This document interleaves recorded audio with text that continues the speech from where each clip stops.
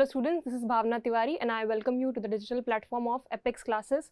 हम लोग चैप्टर हमारा कर रहे हैं एटॉमिक थ्योरी पीरियोडिक क्लासिफिकेशन, जिसका फर्स्ट पार्ट जो अभी हम लोग कर रहे हैं वो है एटॉमिक थ्योरी। हम अलग अलग तरह के अलग अलग साइंटिस्ट की एटॉमिक थ्योरीज जो है वो देख रहे हैं, वो समझ रहे हैं कि उन्होंने अपनी थ्योरी में क्या कहा, क्या एक्सपेरिमेंट किए और फिर उनकी थ्योरी में क्या कमियां थी, क्या लिमिटेशंस थी, वो हम लोग देखते जा रहे हैं। ठीक है, सबसे पहले हम लोगों ने शुरुआत की थी डेल्टन के एटॉमिक थ्योरी जिसने डिस्कवर किया था कि एटम है क्या। ऑलराइट, उसके बाद हम लोगों ने देखा था जे थॉमसन, जिन्होंने इलेक्ट्रॉन को डिस्कवर किया। फिर उन्होंने अपनी थ्योरी एटम की दी कि एटम का स्ट्रक्चर जो है वो ऐसा है। ठीक है, उसके बाद हम लोगों ने लास्ट क्लास में हम लोगों ने देखा था रदरफोर्ड्स स्ट्रक्चर ऑफ एटम कि रदरफोर्ड ने एटम का स्ट्रक्चर क्या दिया था। उसके लिए उन्होंने क्या किया था, गोल्ड फॉइल एक्सपेरिमेंट किया था। अल्फा पार्टिकल को एक पतली सी 10⁻⁻7 मीटर थिकनेस की गोल्ड फॉइल पर स्कैटर करवाया था, या फिर हम कहें कि स्ट्राइक करवाया था। ठीक है, स्ट्राइक करवाने के बाद उन्होंने ये देखा था कि अल्फा पार्टिकल्स कहाँ कहाँ स्कैटर हुए, किस डायरेक्शन में स्कैटर हुए। उसको ऑब्जर्व करने के लिए उन्होंने क्या लगाई थी, एक प्लेट लगाई थी। ठीक है, उस प्लेट का वो किससे बनी हुई थी, that was zinc sulphide plate. उन ऑब्जर्वेशन में उन्होंने देखा था कि कहाँ कहाँ अल्फा पार्टिकल्स गए हैं। उससे उन्होंने ये स्ट्रक्चर दिया था कि एटम के सेंटर के अंदर एक हैवी ऑब्जेक्ट है न्यूक्लियस, जिसके ऊपर पॉजिटिव चार्ज है। एटम के अराउंड एटम के सेंटर में न्यूक्लियस है और न्यूक्लियस के अराउंड जो है इलेक्ट्रॉन रिवॉल्व करते हैं। ये उन्होंने अपनी थ्योरी के अंदर बेसिकली कहा था, और ये कहा था कि एटम का जो पूरा का पूरा मास है वो कहाँ कॉन्सेंट्रेटेड है, न्यूक्लियस के ऊपर कॉन्सेंट्रेटेड है, बाकी का पूरा एटम जो है वो हॉलो है। ठीक है, और न्यूक्लियस का जो साइज है, मास भले ही ज्यादा है पर उसका साइज जो है वो एटम के कंपैरिजन में बहुत छोटा है। ठीक है, ये थ्योरी उन्होंने दी थी, लेकिन फिर भी ये थ्योरी इतना एक्सपेरिमेंट करने के बाद भी उनकी जो थ्योरी है वो फेल हो गई। फेल कैसे हुई, देखो उन्होंने अपनी थ्योरीज के अंदर कुछ कुछ चीजें नहीं बताई थी। उनकी थ्योरी के बाद में मैक्सवेल ने अपनी थ्योरी दी थी। मैक्सवेल ने अपनी थ्योरी में कहा था कि इलेक्ट्रॉन जब सर्कुलर पाथ में मूव करेगा, या इलेक्ट्रॉन क्या एक्चुअली कोई भी ऑब्जेक्ट अगर सर्कुलर पाथ में मूव करेगा, ठीक है, तो वो कंटिन्यू एक्सेलरेट हो रहा है, और एक्सेलरेट अगर होगा तो मतलब वो अपनी एनर्जी को लूज कर रहा है, वो उसकी एनर्जी लूज हो रही है। ठीक है, तो सिमिलरली इलेक्ट्रॉन जब सर्कुलर पाथ में मूव करेगा तो क्या होगा, उसकी जो एनर्जी है वो लूज होगी, वो रेडिएशन रिलीज करेगा। अगर उसकी एनर्जी लूज हो रही है तो वो एक फिक्स सर्कुलर पाथ के अंदर मूव नहीं कर सकता, क्योंकि उसकी एनर्जी लूज हो रही तो अपना पाथ का रेडियस भी कम करता जाएगा और एट द एंड फिर वो न्यूक्लियस में गिर जाएगा। ठीक है, तो ऐसा कैसे हो सकता है, कैसा उन्होंने मतलब रदरफोर्ड ने ये एक्सप्लेन नहीं किया था कि इलेक्ट्रॉन जो है वो सर्कुलर पाथ में कैसे मूव कर रहा है, और या फिर हम ये कहें कि एटम की स्टेबिलिटी को वो एक्सप्लेन नहीं कर पाए कि एटम स्टेबल है कैसे, एटम के अंदर इलेक्ट्रॉन कैसे मूव कर रहा है। अगर मैक्सवेल की थ्योरी के हिसाब से देखें तो इलेक्ट्रॉन जो है वो तो फिर न्यूक्लियस के अंदर गिर जाना चाहिए था। ठीक है, पर ऐसा तो नहीं होता है। अब हम लोग देख रहे हैं नेक्स्ट थ्योरी जो है, जो कि है नील्स बोहर्स मॉडल। नील बोहर ने, ये भी एक साइंटिस्ट है, इन्होंने भी अपनी थ्योरी दी थी, अपना मॉडल दिया था एटम का। ठीक है, उस मॉडल में उन्होंने क्या कहा था, क्या उन्होंने बातें बताई थी, वो हमको देखना है। तो हमें देखना है नील बोहर्स के पोस्टुलेट। ठीक है, और कुछ ऐसी बेसिक कंसेप्ट भी आपके मैं क्लियर करूंगी जो आपके 9th स्टैंडर्ड के हैं, पर वो आपके अगर किसी को आते हैं तो बहुत अच्छी बात है, बहुत अच्छा है, आपने अच्छे से पढ़ी है 9th पर। अगर नहीं भी आता है तो कोई इश्यूज नहीं है, हम लोग आज की क्लास में उन कुछ चीज़ों को, कंसेप्ट को क्लियर करेंगे, जैसे इलेक्ट्रॉनिक कॉन्फ़िगरेशन हो गया, वैलेंसी हो गया, वैलेंस इलेक्ट्रॉन्स हो गया। ठीक है, ये हम लोग इन सारी चीज़ों को हम लोग डिस्कस करेंगे। उसके पहले चलिए हम लोग देख रहे हैं क्या क्या पोस्टुलेट है। तो बोहर ने अपने पोस्टुलेट्स के अंदर क्या क्या चीजें कही, क्या क्या पोस्टुलेट में उन्होंने बातें बोली, वो जरा हम देखते हैं। सबसे पहली चीज बोहर के पोस्टुलेट में क्या था, देखो बोहर के पोस्टुलेट में हमको क्या, आपको ज्यादा मेहनत करने की जरूरत नहीं है। आपको क्या करना है, रदरफोर्ड वाला मॉडल जो है उसको आप याद रखो। उस मॉडल के अंदर जो कमियां थी ना, बस कमियों को पूरा करने के लिए नील बोहर ने कुछ कुछ अपनी चीजें ऐड कर दी, बाकी मॉडल वही रदरफोर्ड वाला था। ठीक है, वही मॉडल रहेगा। क्या रहेगा, सबसे पहली चीज तो ये बोलेंगे हम, एटम के सेंटर के अंदर कौन है, न्यूक्लियस, और न्यूक्लियस के अंदर है पॉजिटिव चार्ज्ड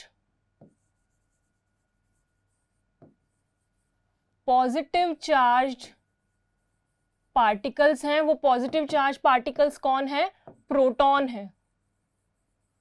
ठीक है, वो पॉजिटिव चार्ज पार्टिकल्स है प्रोटॉन। ऑलराइट, सबसे पहली चीज, ये चीज तो देखो रदरफोर्ड ने भी बोली थी कि एटम के सेंटर के अंदर न्यूक्लियस है, उसके ऊपर पॉजिटिव चार्ज है। वो पॉजिटिव चार्ज पार्टिकल कौन है, प्रोटॉन है। ठीक है, नेक्स्ट ये चीज ठीक है। सेकंड चीज क्या बोली थी रदरफोर्ड ने कि इलेक्ट्रॉन्स जो हैं वो एटम के अराउंड न्यूक्लियस के अराउंड फिक्स ऑर्बिट के अंदर मूव करते हैं, ठीक है। लेकिन उसकी थ्योरी क्यों फेल हो गई थी? क्योंकि उसने ये नहीं बताया कि वो फिक्स ऑर्बिट में मूव कर कैसे पा रहे हैं, उनकी तो एनर्जी लूज होनी चाहिए ना, तो वो फिक्स ऑर्बिट के अंदर कैसे मूव कर पा रहे हैं, वो चीज हम लोग देखेंगे, ठीक है। सेकेंड पोस्टुलेट क्या है बोहर का? हम ये कहेंगे कि एटम के अराउंड न्यूक्लियस के अराउंड जो इलेक्ट्रॉन है वो फिक्स ऑर्बिट के अंदर मूव कर रहे हैं, जिनका रेडियस और एनर्जी, उन ऑर्बिट की खुद की अपनी एनर्जी है, और उसी एनर्जी की वजह से इलेक्ट्रॉन्स जो हैं वो अपनी एनर्जी को लूज नहीं करते हैं, ठीक है। तो हम क्या कहेंगे? Electrons revolve around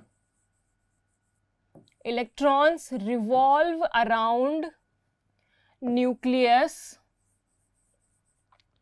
Electrons revolve around nucleus in orbits of fixed radius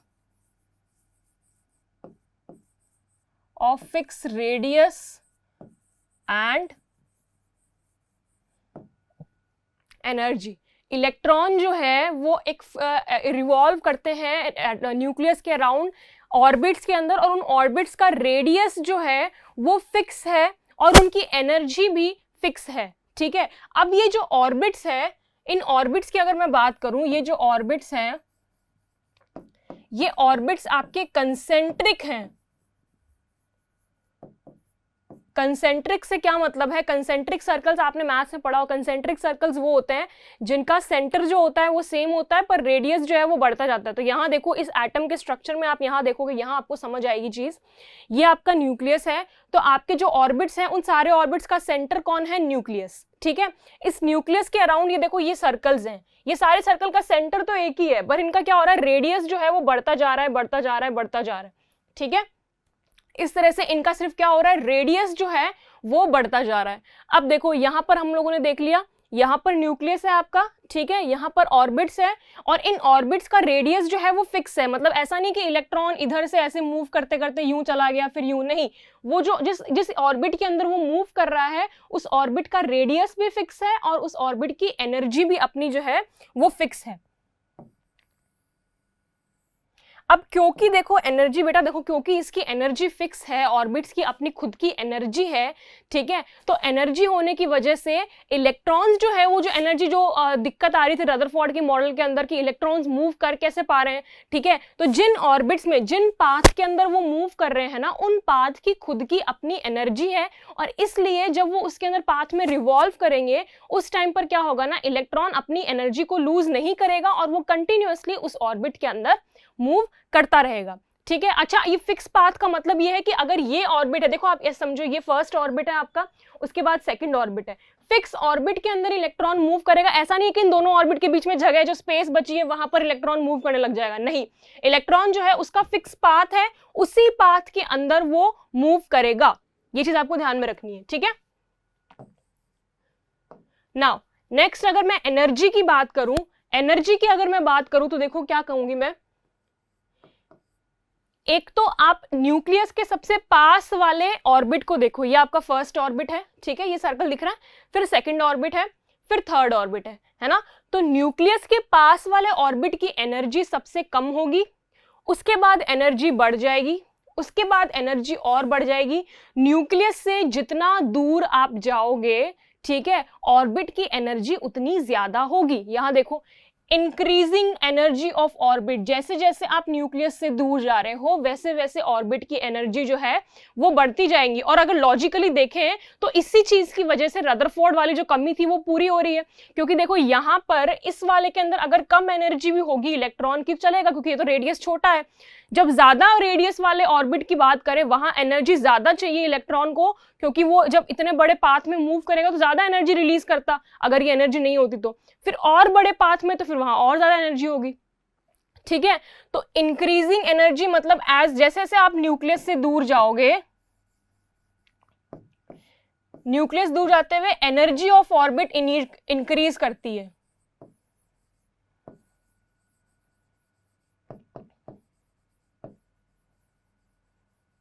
energy of orbit increases. जैसे जैसे आप दूर जा रहे हो ऑर्बिट से, वैसे वैसे आपकी जो ऑर्बिट की एनर्जी है वो इंक्रीज करती जा रही है। अब इन ऑर्बिट्स का भी नाम फिक्स कर देखा आगे, ये डायग्राम आप लोगों ने देख लिया, इसी डायग्राम को मैं बता रही हूँ खाली क्या आगे हो रहा है इसके अंदर, ठीक है। इस ऑर्बिट के भी अब हम लोगों ने क्या कर दिए हैं, नाम कुछ फिक्स कर दिए हैं।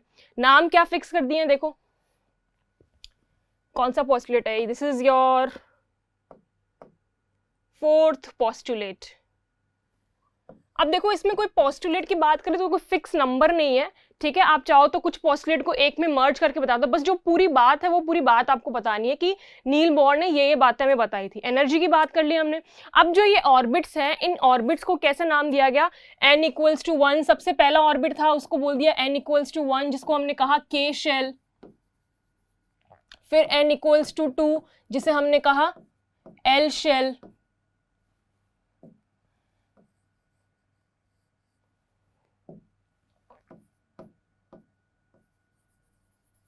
फिर n = 3 जिसे हमने कहा m।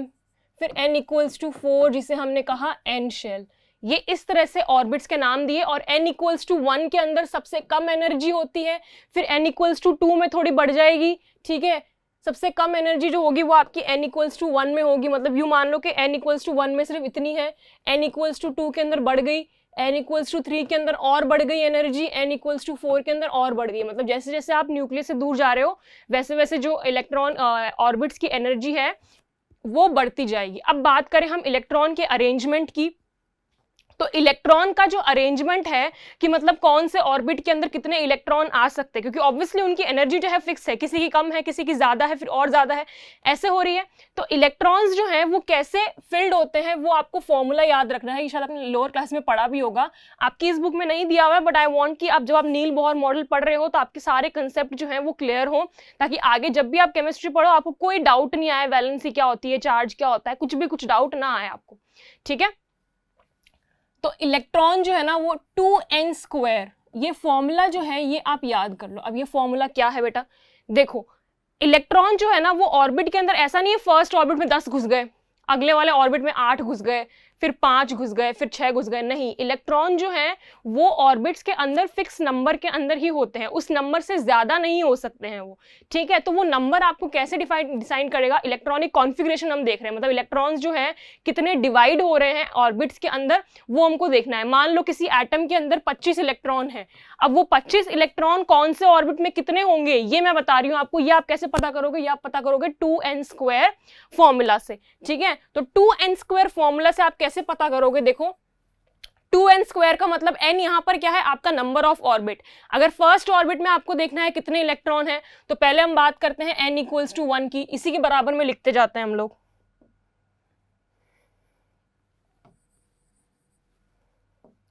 फॉर्मूला आपका हो गया, क्या हो गया, 2n², यहां लिख रही हूं। अब इसी की बात करें n = 1, n = 1 के अंदर आपके इलेक्ट्रॉन कितने हो जाएंगे, 2 × 1 का स्क्वायर, यानी ये हो जाएगा 2 इलेक्ट्रॉन्स। फर्स्ट शेल जो है उसके अंदर आपके मैक्सिमम 2 इलेक्ट्रॉन्स आ सकते हैं, उससे ज्यादा नहीं आएंगे, ठीक है। सेकंड शेल की बात करूं मैं, सेकंड शेल के अंदर 2 × 2 का स्क्वायर, 2 का स्क्वायर यानी 4 और 4 2 = 8। सेकेंड शेल के अंदर मैक्सिमम 8 इलेक्ट्रॉन्स आ सकते हैं, उससे ज्यादा इलेक्ट्रॉन्स नहीं आएंगे। थर्ड शेल की बात करूं अगर मैं, 2 × 3 का स्क्वायर, 3 3 = 9, 9 2 = 18। थर्ड के अंदर 18 इलेक्ट्रॉन्स मैक्सिमम आ सकते हैं, इससे ज्यादा नहीं आएंगे। फोर्थ की बात करूं मैं, फोर्थ के अंदर 2 × 4 का स्क्वायर, 4 का स्क्वायर होता है 16 एंड 16 2 = 32। तो यानी कि फोर्थ शेल के अंदर या फोर्थ ऑर्बिट के अंदर आपके 32 इलेक्ट्रॉन्स आ सकते हैं। इस तरह से आगे आप और निकाल सकते हो, पर आपको ज्यादा की जरूरत नहीं है क्योंकि आपके बड़े बड़े एटम्स का आपको नहीं पूछेंगे वो, ठीक है। तो ये देखा आपने। अब आपको क्या चीज जाननी है, आपको इलेक्ट्रॉनिक कॉन्फ़िगरेशन पता करनी। इलेक्ट्रॉनिक कॉन्फ़िगरेशन मतलब मान लो आपको किसी एटम का बता दिया कि इसके अंदर इतने इलेक्ट्रॉन है, या फिर ये बता दिया कि उसका एटॉमिक नंबर इतना है। जितना एटॉमिक नंबर होता है, ये चीज ध्यान रखो, या तो आप एग्जाम में बोल दे एटॉमिक नंबर,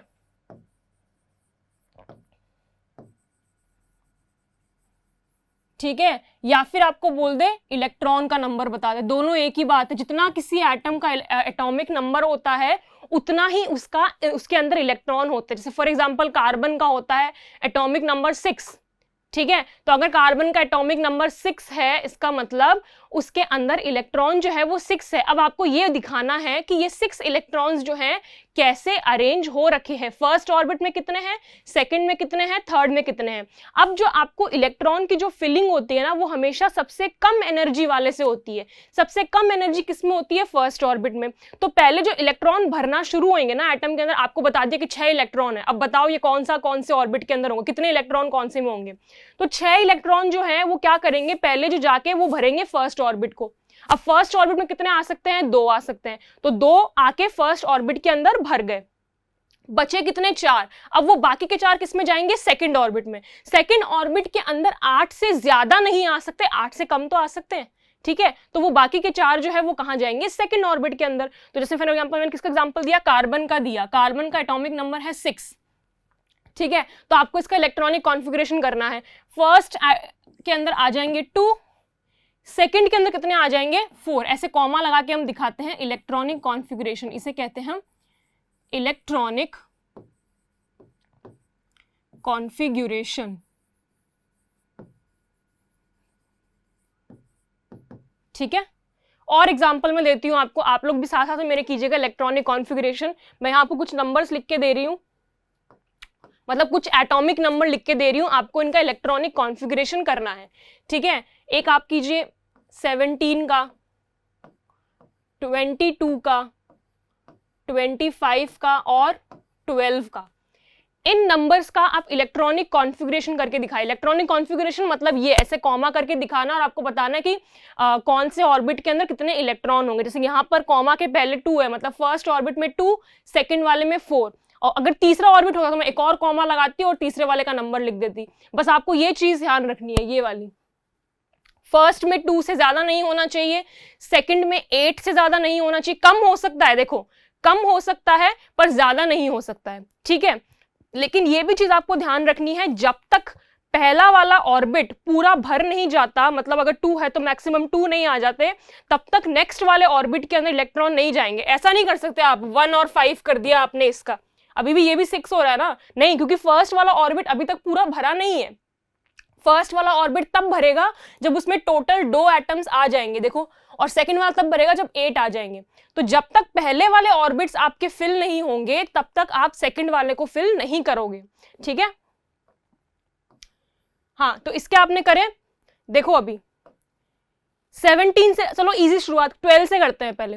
12 का इलेक्ट्रॉनिक कॉन्फ़िगरेशन क्या होगा, 12 एटॉमिक नंबर का मतलब इसमें टोटल जो एटम्स हैं वो कितने, इलेक्ट्रॉन्स जो हैं वो कितने हो गए आपके, 12 हो गए। तो फर्स्ट ऑर्बिट के अंदर मैक्सिमम 2 जा सकते हैं, तो ये रहे 2, ठीक है।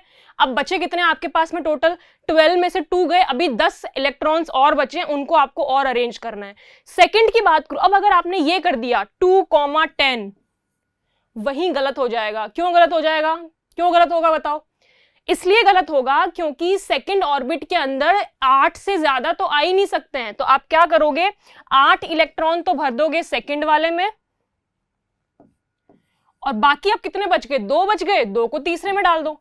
तीसरे वाले में 18 से ज्यादा नहीं आ सकते, पर 18 से कम तो आ ही सकते हैं, ठीक है। तो ये आपका हो गया इलेक्ट्रॉनिक कॉन्फ़िगरेशन इसका। नेक्स्ट बात करते हैं 25 से लेते हैं हम लोग, चलो 17 से इंक्रीजिंग ऑर्डर में जाएंगे हम लोग। अब देखते हैं हम 17 का। 17 की मैं बात करती हूँ। 17 का इलेक्ट्रॉनिक कॉन्फ़िगरेशन कैसे करेंगे हम। टोटल इलेक्ट्रॉन है 17, सबसे पहले शुरू के जो 2 है वो मैंने डाल दिए यहां, ठीक है। बचे कितने, 15।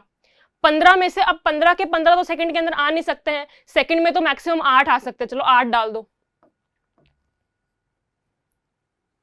ठीक है। 8, अब बचे कितने आपके पास में अभी, अब आपके पास में बचते हैं 7 इलेक्ट्रॉन और बचते हैं। तो 7 इलेक्ट्रॉन तो तीसरे ऑर्बिट में आ सकते हैं, थर्ड ऑर्बिट के अंदर मैक्सिमम 18 आ सकते हैं, 18 से ज्यादा नहीं आ सकते हैं, ठीक है। तो यहां पर हो जाएगा आपका 7, 2, 8, 7। ऑलराइट, अब देखो एक और कंफ्यूजन मुझे क्लियर करना है। इलेक्ट्रॉनिक कॉन्फ़िगरेशन का एक और रूल होता है जो आपको इन 2 नंबर से पता चलेगा। वो रूल क्या है, जरा देखो जरा। 22 की बात करो, 22 करो, आप कैसे करोगे आप लोग, 22 का आप लोग कैसे करोगे, जैसे इन दोनों का किया है मैंने उसी तरह से आप लोग डिवाइड करो। बस आपको ये चीज ध्यान रखनी है, ठीक है। नंबर्स कितना मैक्सिमम आ सकते हैं और फिर इन दोनों नंबर्स का करो जरा। 22 के अंदर आप क्या करोगे, 22 में आप ऐसे करोगे, कुछ क्या करोगे, फर्स्ट ऑर्बिट में 2, सेकेंड ऑर्बिट के अंदर 8, अब बचे कितने आपके पास में, 12 बचे, थर्ड ऑर्बिट में आपने डाल दिए 12। ये किया आपने, ऐसे ही किया है ना, फर्स्ट ऑर्बिट में 2, सेकेंड में 8, थर्ड में 12, क्योंकि थर्ड में तो मैक्सिमम 18 आ सकते हैं, 18 आ सकते हैं, तो 18 से कम तो आ ही सकता है, 12 तो 18 से कम है तो वो तो आ सकता है, सही है, नहीं है, गलत है। क्यों गलत है, क्या हो गया मैम, 1800 आ सकते हैं। देखो जब ये आपके 18 या 32 वाले आते हैं, ये किस केस के अंदर है, 18, 32 वाला जो हम लोगों ने देखा है, अगर आपका थर्ड शेल या fourth shell, third shell, fourth तक तो हम जाते ही नहीं, इतना बड़ा आपको देते ही नहीं एग्जाम्स में, आपको इतना जाने की जरूरत नहीं है, थर्ड की बात करती हूँ। अगर आपका थर्ड शेल एंड में आ रहा है, ठीक है, जैसे फॉर एग्जांपल आपने पहले ऐसे कर लिया, अब आपका शेल आप देख रहे हो, थर्ड शेल एकदम आखिर में आ रहा है, थर्ड के बाद कोई और शेल नहीं है, जब भी ऐसा होगा तो उस शेल के अंदर 18 नहीं, उसके मैक्सिमम कितने बन जाएंगे, 8 इलेक्ट्रॉन बच जाएंगे, 8 से ज्यादा नहीं जा सकता। वैसे रूल के हिसाब से ये कहते हैं, ये एक्सेप्शन है, ये रूल है इलेक्ट्रॉनिक कॉन्फ़िगरेशन, जिसको आपको याद रखना है, ठीक है। पहला तो ये कि मैक्सिमम हर शेल के अंदर इतने इतने आ सकते हैं, फर्स्ट में इतने, सेकंड में इतने आ सकते हैं, थर्ड में इतने आ सकते हैं, ये चीज आपको याद रखनी है। सेकंड चीज आप ये याद रखोगे, अगर आपका थर्ड शेल एंड में आता है, मतलब उसके बाद और कोई दूसरा शेल या ऑर्बिट नहीं है, उस केस के अंदर उसके अंदर मैक्सिमम इलेक्ट्रॉन जो है वो 8 बन जाते हैं। कितने बन जाते हैं, 8। 8 से ज्यादा और इलेक्ट्रॉन्स नहीं आ सकते हैं, ठीक है। लेकिन अगर ये एंड में नहीं होता तो आप रखते तो कोई दिक्कत नहीं थी, ठीक है। जैसे मैं आपको एग्जांपल बताऊंगी उसका भी, यहां पर ये शेल जो है आपका ये एंड में आ रहा है, इस अगर एंड में आ रहा है तो फिर मैं इसके अंदर 12 नहीं रख सकती इलेक्ट्रॉन, मैं क्या करूंगी, 12 को मुझे मैक्सिमम बनाना पड़ेगा 8, तो ये आ गए 8 यहां पर मैक्सिमम। अब बचे कितने आपके पास में, 10, 18 हो गए, 4 और बच गए, तो 4 आएंगे फोर्थ ऑर्बिट के अंदर। अब सही है, अब कोई दिक्कत नहीं है। अगर एंड में आ रहा है तब आप ये चीज करोगे, सेम 25 में करेंगे हम, देखो आपको फिर क्लियर हो जाएगा। यही चीज करनी है आपको, पहले क्या किया हमने 2, पहले आप इसी रूल के हिसाब से करो, फिर आप देखो कि थर्ड ऑर्बिट आपका एंड में आ रहा है या नहीं आ रहा है। अगर एंड में आ रहा है तो उसको हटाकर आप ऐसे करके डिवाइड कर दो उसको, ठीक है, 2, 8, 15 इसके हिसाब से तो। लेकिन 15 जो है ये तो एंड में आ रहा है, तो हम लोग फिर थर्ड शेल के अंदर मैक्सिमम इलेक्ट्रॉन्स 18 ना मानकर 8 मानेंगे, मतलब 8 से ज्यादा आप उसके अंदर नहीं डाल सकते। तो अगर 8 से ज्यादा नहीं डाल सकते तो 8 तो डाल दिए इसमें, और बाकी बचे हुए जो हैं वो हमने डाल दिए इसमें, 2, 8, 8, 7, ठीक है। इस तरह से आपको करना है इलेक्ट्रॉनिक कॉन्फ़िगरेशन, क्लियर है, ये आपको करना है इलेक्ट्रॉनिक कॉन्फ़िगरेशन, ऑलराइट। एक कंसेप्ट और है वैलेंसी और वैलेंस इलेक्ट्रॉन का, वो भी मैं क्लियर कर दूंगी अभी आपका, लेकिन उसके पहले हम पहले पोस्टुलेट्स कंप्लीट कर लेते हैं नील बोर के। तो अभी तक नील बोर के पोस्टुलेट्स क्या है, हमने देखा है न्यूक्लियस सेंटर में है, इलेक्ट्रॉन घूम रहे हैं, इलेक्ट्रॉन जो घूम रहे हैं उन ऑर्बिट्स में जिनका रेडियस फिक्स है, जिनकी एनर्जी फिक्स है, रेडियस और एनर्जी फिक्स है। सेकेंड चीज, ये सिर्फ मैंने ये अभी आपकी बुक में नहीं दी हुई चीज है, ये आपका शायद लास्ट ईयर आप लोगों ने पढ़ी होंगी, पर अगर किसी को नहीं याद है तो मैंने रिवाइज करवा दिया है, तो इसे मैं हटा रही हूँ। नेक्स्ट पोस्टुलेट जो है, this is all for today. I'll see you in the next class. Thank you very much. Subscribe करें हमारा apex classes edutech YouTube channel, साथ ही बेल आइकन को क्लिक करना बिल्कुल ना भूलें, ताकि आगे आने वाले सभी यूट्यूब वीडियोस की अपडेटेड नोटिफिकेशंस सबसे पहले आपको मिले। Apex classes edutech, subscribe now.